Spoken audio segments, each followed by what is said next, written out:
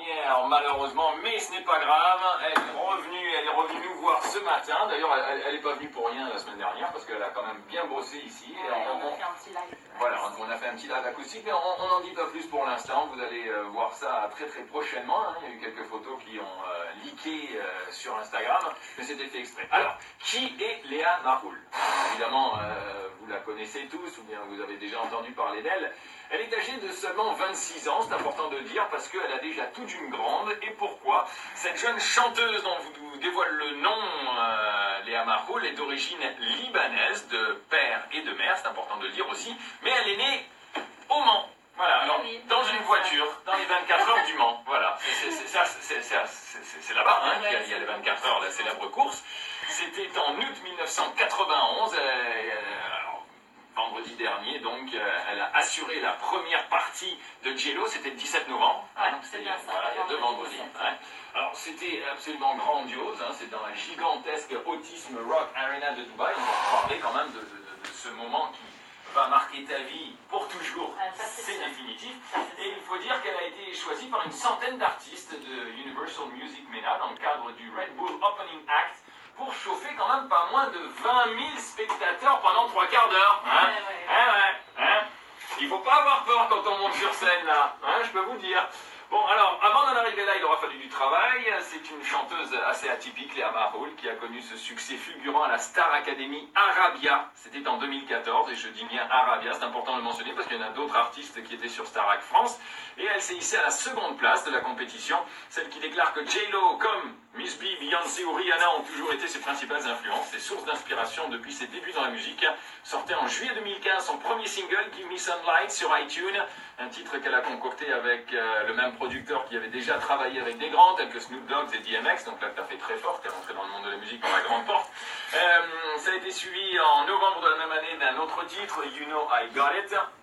Et puis Léa Maroul, cette artiste franco-libanaise pour qui rien ne laissait présager une réussite aussi rapide que méritée, et de surcroît dans le monde arabe, et pourtant elle est là avec nous, et elle nous a sorti cette chanson, un gros merci d'ailleurs, hein, parce que je sais que tu l'as faite assez rapidement, Ya Lebnen, de Léa Maroul, et de tout son cœur, et on la reconnaît bien avec son petit accent français dans ce titre en arabe. Alors Léa, on a quand même envie tous de te poser une petite question.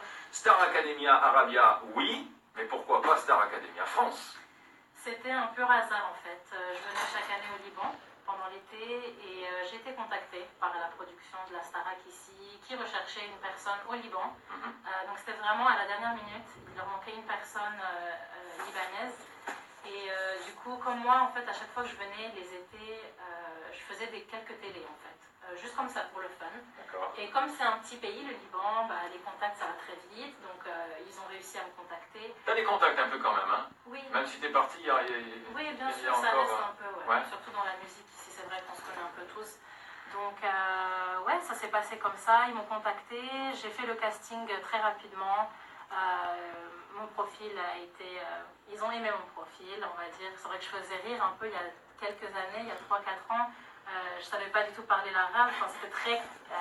l'arabe on dit qui est cassé. بعرف أنا كمان Donc oui, ils ont aimé mon profil, je faisais un peu rire, voilà, j'étais fraîche, tout ça, donc j'ai été prise. Moi au départ je leur ai dit je ne chante pas l'arabe. Alors ça c'est la première chose, je chante français, anglais, tout ce que vous voulez, espagnol, mais pas l'arabe. Et eux au contraire cherchaient une personne qui chantait tout sauf de l'arabe. Donc voilà, et donc c'était il y a 3 ans, Comment on fait pour quitter ce petit pays, enfin ce petit village là, Le Mans? C'est quand même tranquille Le Mans, et puis revenir au Liban sans ses parents, en plus il faut quand même le dire, parce que la plupart des artistes qui réussissent à l'extérieur ont la famille au Liban, donc ils reviennent ici, on peut comprendre, c'est un petit peu la zone de confort le Liban. Alors toi par contre c'est l'inverse, hein, tu tournes quelques vidéoclips ici, etc., mais tu repartais. Et là, tu décides de revenir ici. Bon, alors, tu nous l'as dit il y a quelques instants, c'est vrai, tu es amoureuse, on peut comprendre que ça peut être aussi un choix, mais tu n'es pas revenue pour ça. C'est-à-dire que tu es tombée amoureuse par la suite. Et ça fait 3 ans que tu es ici au Liban. Alors, ça te manque pas quand même Le Mans et la France? Écoute, là, ça fait 3 ans que j'ai pas été en France et j'y vais en décembre pour Noël, donc j'ai vraiment hâte, c'est sûr, de voir ma famille. J'ai de la famille en France, j'ai mes amis proches avec qui j'ai grandi et qui me supportent là sur les réseaux sociaux. C'est vrai que grâce aux nouvelles technologies, on arrive quand même à rester en contact. Donc ouais, j'ai hâte de les voir. Ça me manque un peu. pour ça, pour le côté famille et amis, mais sinon c'est vrai que rien ne me retenait en fait là-bas. En tant qu'artiste, t'es contente ici? Ouais, bien Ton sûr. évolution se passe bien. C'est vrai que depuis la Starac, comme je te disais tout à l'heure, voilà, je me suis créé une grande fanbase et j'en suis vraiment fière. J'aime beaucoup mes fans. Et ouais, non, ça, je suis en train de construire ma petite vie, ma petite carrière ici au Liban et j'en suis vraiment ravie. Bon alors, Léa Maroul, c'est vrai qu'on te connaît à travers certains vidéoclips, des vidéoclips d'ailleurs qui sont assez impressionnants en nombre de vues. Hein. Il y a quoi? Il y a 750 000 views par exemple sur celle-ci qu'on entend en ce moment là. Paradise, ouais. Paradise, que tu as tourné au Liban. Hein.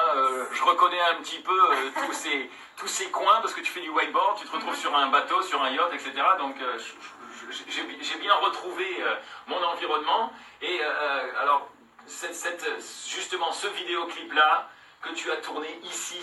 Alors pourquoi avoir fait ça au Liban? C'était justement un espèce de paradoxe avec cette musique un peu américaine quand même. On a la chance d'avoir un magnifique pays, donc pourquoi aller le faire ailleurs quoi? Enfin, je veux dire, on peut montrer les beaux paysages du Liban.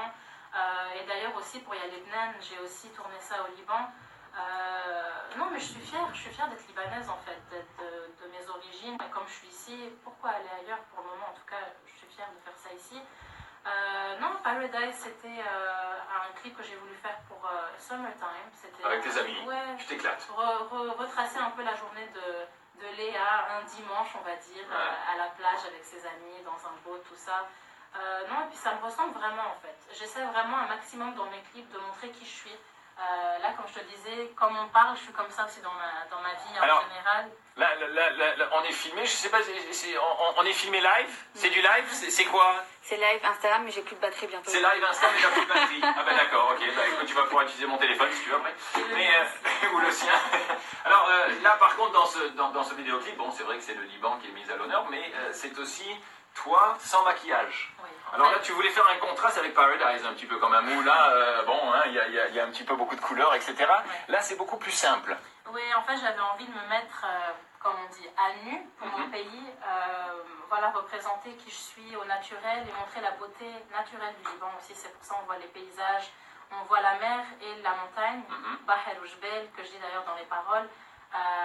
Ouais, c'est vraiment quelque chose qui me tenait à cœur de montrer qui je suis et mon pays quel tel. Donc, ouais, c'est du pur naturel. Bon alors là d'accord, il y a le côté naturel, on a compris que tu aimais ça et que tu voulais pas passer pour une, entre guillemets, hein, je le dis bimbo, hein, parce que je veux pas être méchant, hein, on peut réussir en étant bimbo, mais là tu montres ce côté naturel et d'un autre côté tu as fait la première de J-Lo, hein, quand même. On peut être naturel et faire la première fois. Ah oui, non, mais c'est absolument incroyable, quoi. Ouais. Comment t'es arrivé là? Non, c'est spectaculaire. En fait, depuis le mois d'avril, j'ai été signée chez Universal Music Mina. Donc d'ailleurs, ça aussi, j'aimerais les remercier. C'est comme un rêve qui est devenu réalité pour moi. Et encore plus de faire la partie sans. Et on va dire, c'était un peu de la chance, mais aussi beaucoup de travail derrière tout ça. C'est grâce au Red Bull Opening Act, en fait.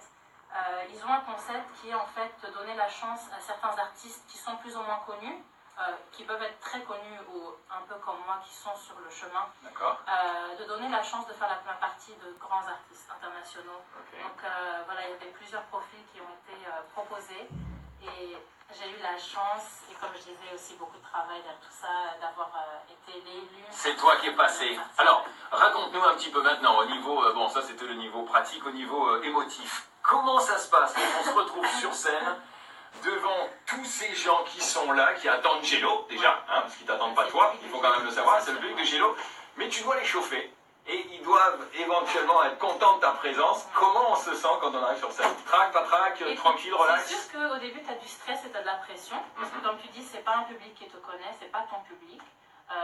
Si ce serait ton public, bah, tu peux carrément sauter sur le public, là t'as peur de rien, mais là c'est un public nouveau pour moi. Et puis c'est J-Lo.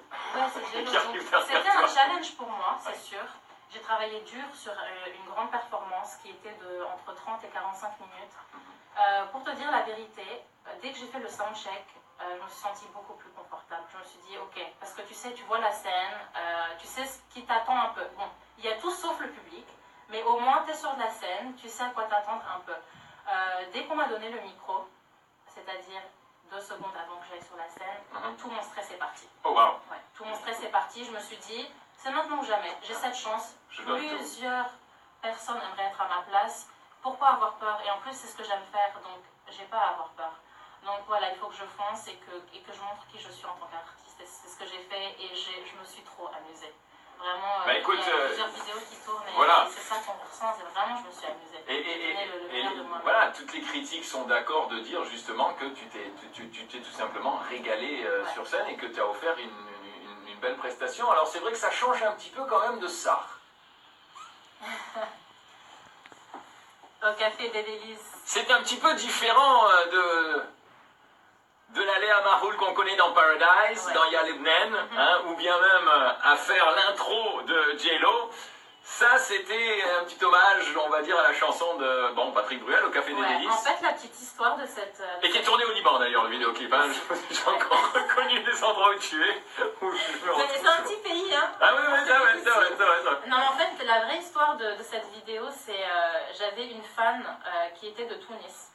De Tunisie et en fait elle a été décédée et en fait c'était un honneur pour elle, c'était un hommage pour elle cette vidéo parce que quand j'ai su cette nouvelle, j'ai été sur Facebook, tous mes fans m'ont donné son nom j'ai cherché son nom sur Facebook et quand j'ai ouvert la page des messages, ça faisait 2 ans qu'elle était en train de m'envoyer des messages et que je ne l'avais jamais vue. Et là ça m'a vraiment touchée, qu'elle était en train de dire qu'elle allait bientôt venir au Liban à mon prochain concert pour me voir, etc. Et là tu te dis mince.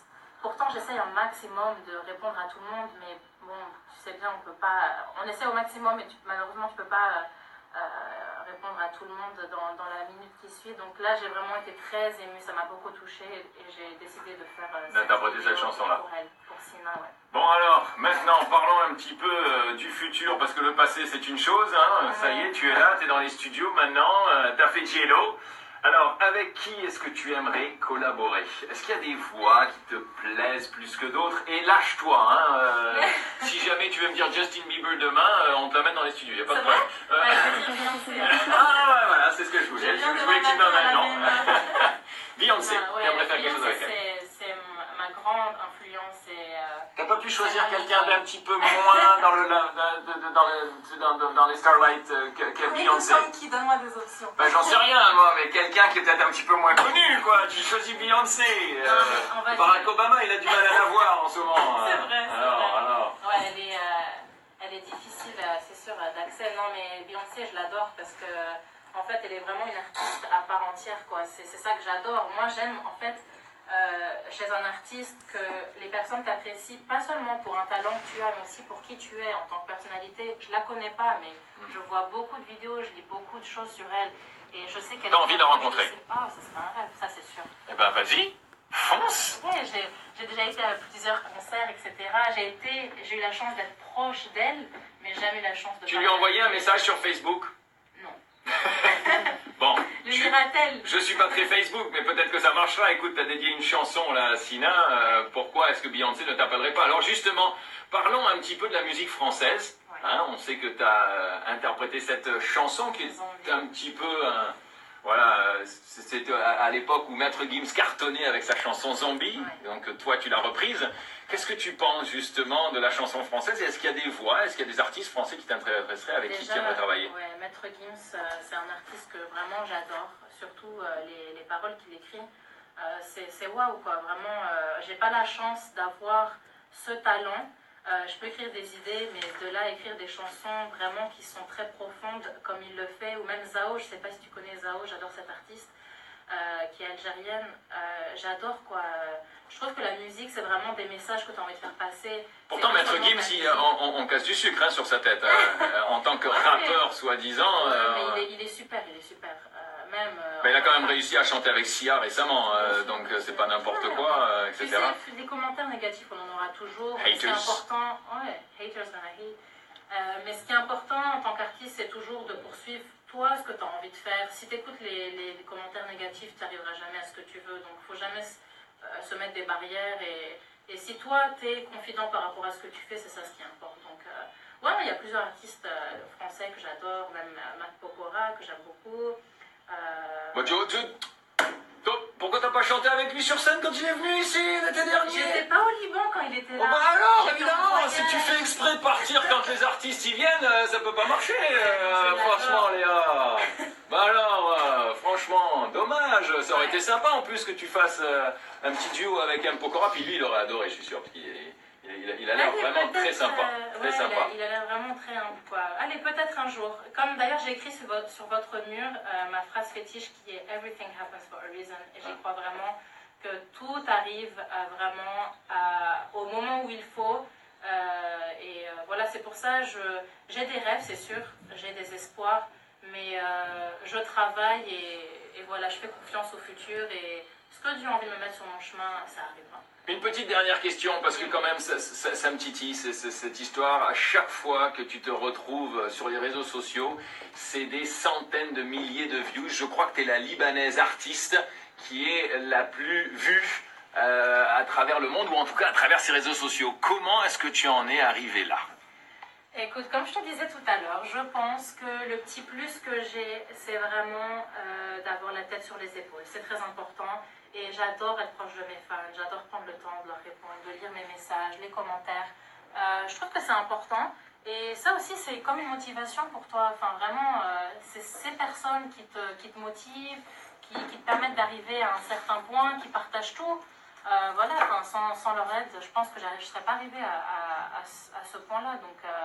Donc, comme ils me respectent beaucoup, moi aussi, je pense que je leur dois un minimum de respect. Donc... Bon, on est un petit peu jaloux à Light FM parce qu'on n'a pas autant de likes à chaque fois qu'on sort une vidéo. Et j'espère que cette vidéo-là, moi, je veux 1 million de likes sur cette vidéo. 1 million. Allez, voilà, tout le monde, on se met tout nu. On se met tout nu. D'ailleurs, moi, j'avais vu tomber la chemise en live. Ouais, attention. Bon, pour faire du buzz, à l'époque, on le faisait. Maintenant, on le fait plus. On s'en fout. Voilà. Non, il faut rester à soi-même. Léa Maroul, alors quelques projets quand même, parce que là c'est vrai qu'on a beaucoup parlé de toi et de tout ce que tu as fait, etc. Tu nous as offert, Yasmine, un gros merci pour cette chanson. Des projets, si jamais tes fans veulent te voir, des concerts, des albums, qu'est-ce qui se passe? Écoute, là, mon projet futur, c'est mon nouveau single. Encore, je suis déjà en train de travailler dessus, qui sortira début 2018,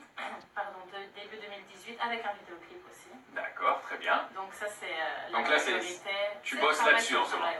Ok. Et tu restes au Liban, tu t'en vas pas à droite ou à gauche pour l'instant, il n'y a pas là, de... je reste au Liban, comme je disais, je vais en France là en décembre pour voir ma famille et mes amis, et passer Noël, vu que ça fait très longtemps.